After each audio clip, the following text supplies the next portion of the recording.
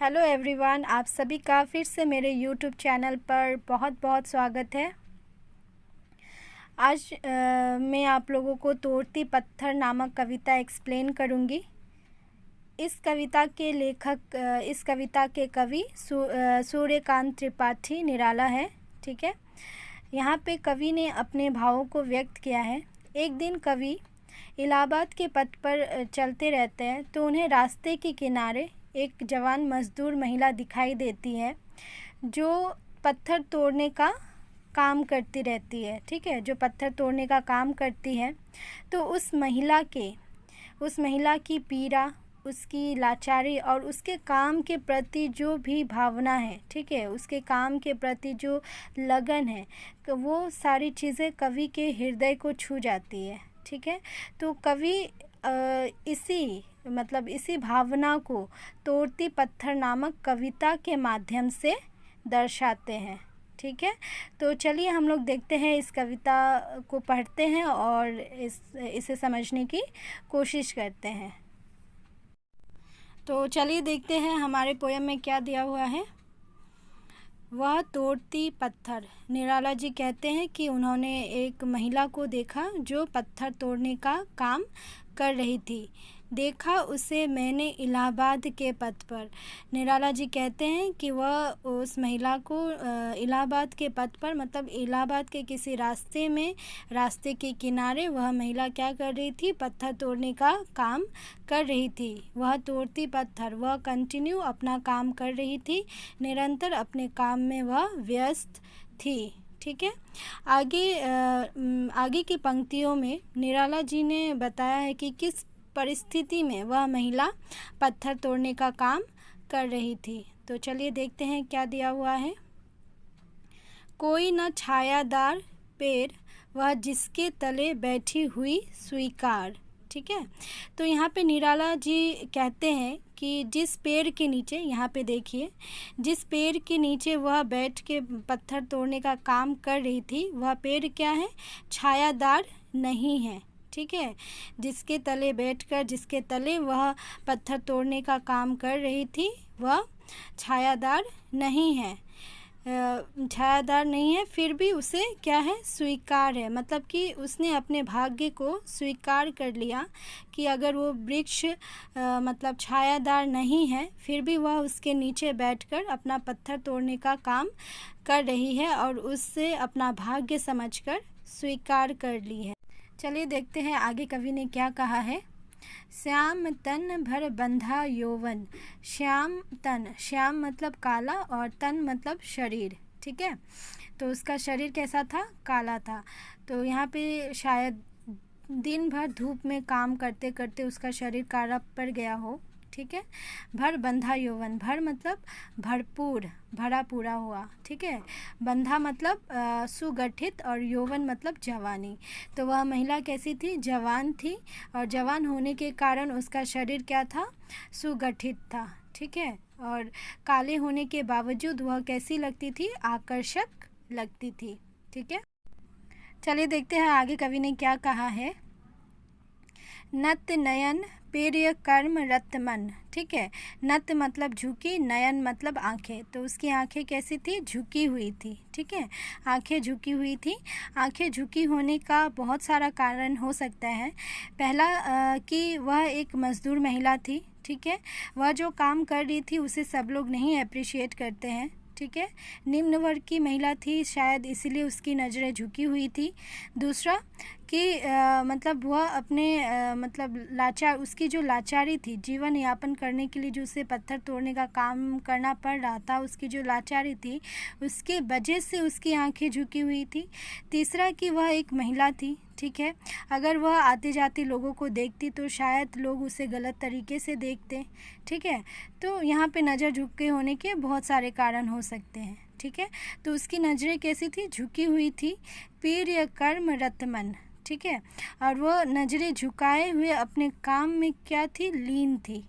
ठीक है, अपने काम के प्रति वह पूरी तरीके से समर्पित थी। कर्मरत मन मतलब पूरी तरीके से किसी काम में डूब जाना। ठीक है, तो कवि कहते हैं कि वह महिला अपनी नज़रों को झुकाए हुए निरंतर पत्थर तोड़ने के काम में पूरी तरीके से मतलब डूबी हुई थी, पूरी तरीके से लीन थी। आगे कवि कहते हैं, गुरु हथौड़ा हाथ करती बार बार प्रहार। गुरु मतलब बड़ा, देखिए ये हथौड़ा कितना बड़ा है ना। तो एक बड़ा सा हथौड़ा लिए हाथ में, ठीक है, वो क्या करती, बार बार पत्थर पर प्रहार करती, ठीक है। सामने तरु मालिका अट्टालिका प्रकार, ठीक है। मतलब कि यहाँ पे कवि के कहने का तात्पर्य यह है कि वह महिला जहाँ पे काम कर रही थी उसके सामने देखिए दोनों तरफ, है ना, उसके सामने क्या थी, पेड़ों की लंबी कतारें लगी हुई थी। तरु मालिका मतलब पेड़ पौधों की कतारें, ठीक है। तो उसकी दोनों साइड क्या थी, पेड़ पौधे की कतारें लगी हुई थी और सामने एक भव्य महल था। अट्टालिका मतलब भव्य महल, ठीक है। प्रकार जो जिसके चारों तरफ चार दीवारी लगी हुई थी, मतलब उस महल के चारों तरफ क्या थी, दीवारों से वह महल घिरा हुआ था।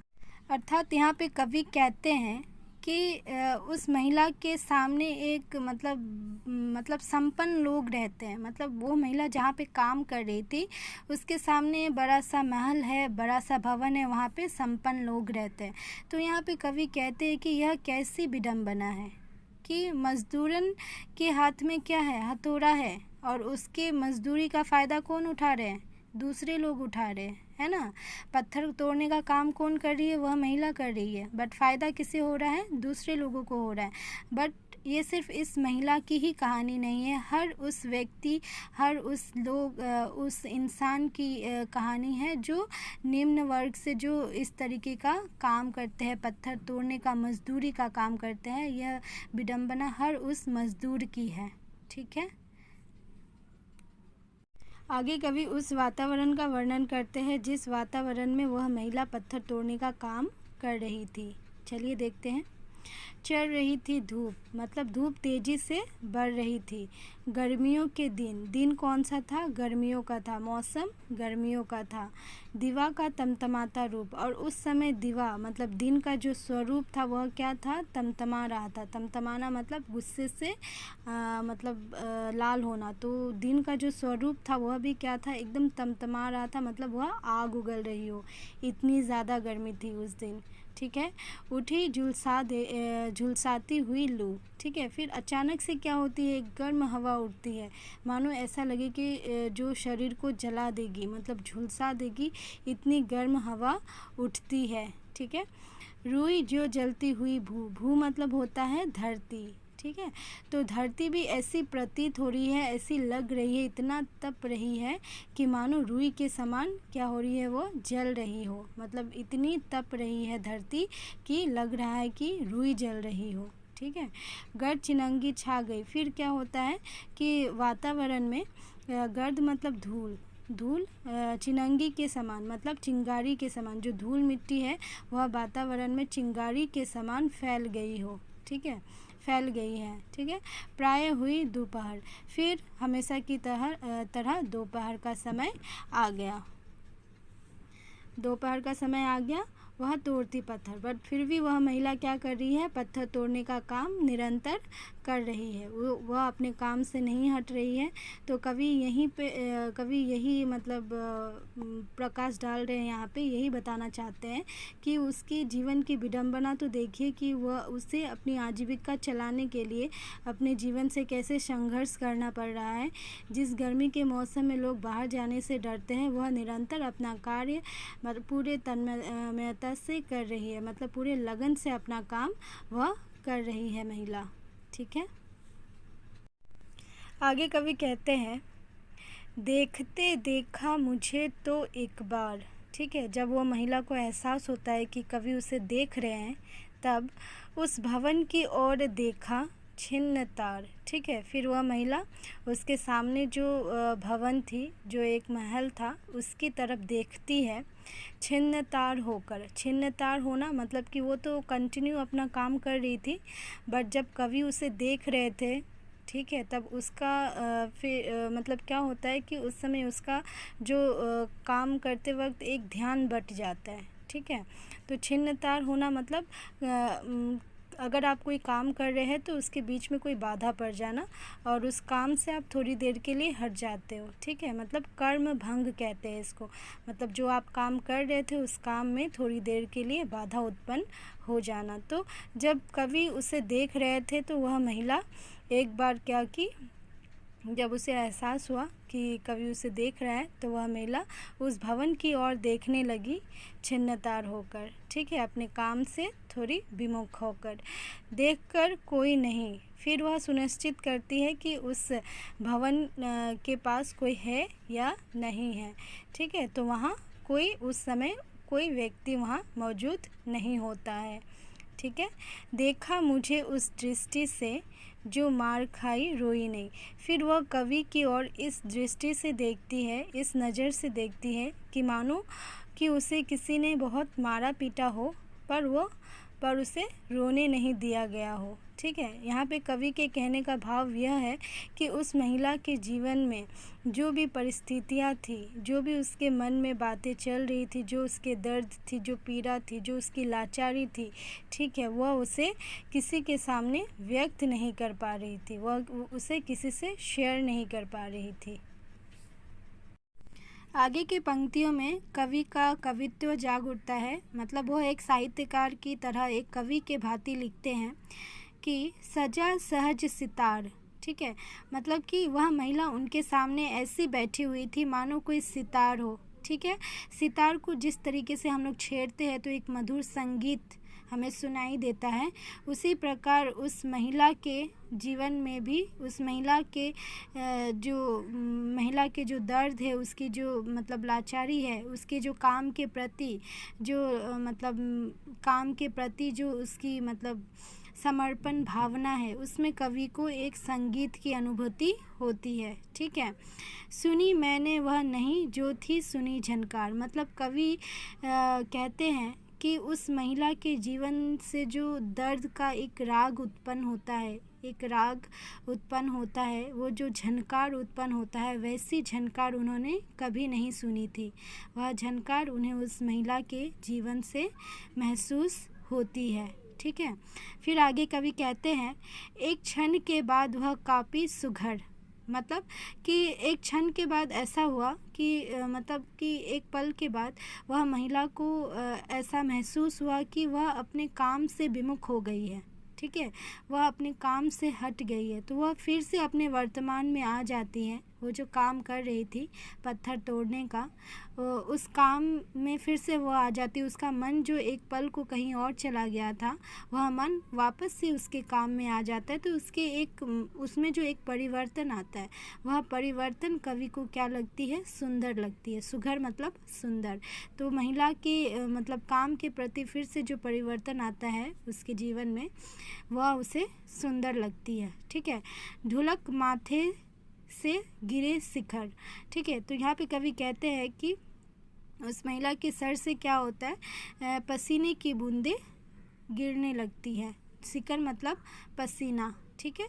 ढुलक मतलब गिरना, माथे से पसीने की बूंदें गिरने लगती है, ठीक है।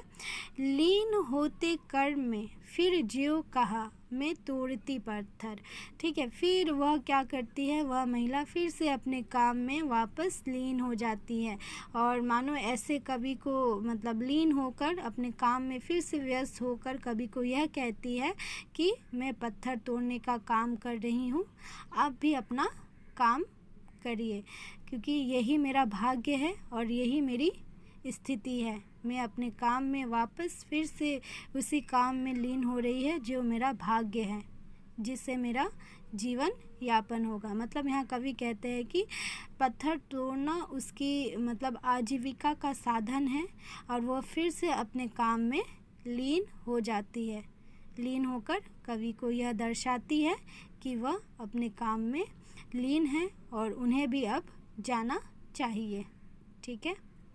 तो इसी के साथ हमारा ये लेसन कंप्लीट होता है। अगर इससे रिलेटेड आपका कोई डाउट है तो मुझे कमेंट सेक्शन में कमेंट करें, और मैं आप लोगों के लिए कुछ और भी प्लान कर रही हूँ, तो मैं जल्द ही आप लोगों के लिए लेकर के आऊँगी, ठीक है। और मेरे चैनल पर बने रहिए, लाइक शेयर एंड सब्सक्राइब करना मत भूलिए, ठीक है। और जितना हो सके शेयर कीजिए उन लोगों से जो क्लास 10 के बच्चे हैं, ठीक है। और मैंने जो भी प्रीवियस लेसन्स का वीडियो बनाया है उसे मैं डिस्क्रिप्शन में उसका लिंक डाल दूँगी, तो आप लोग उस वीडियो को भी देखिए, समझिए। जो अगर उससे रिलेटेड कोई डाउट होता है तो मुझे कमेंट कीजिए, ठीक है। इसी के साथ यही बोलूँगी कि पढ़ाई करते रहिए, टाइम ज़्यादा नहीं है, ठीक है। घर पे रहिए, सेफ़ रहिए। Thank you, bye bye.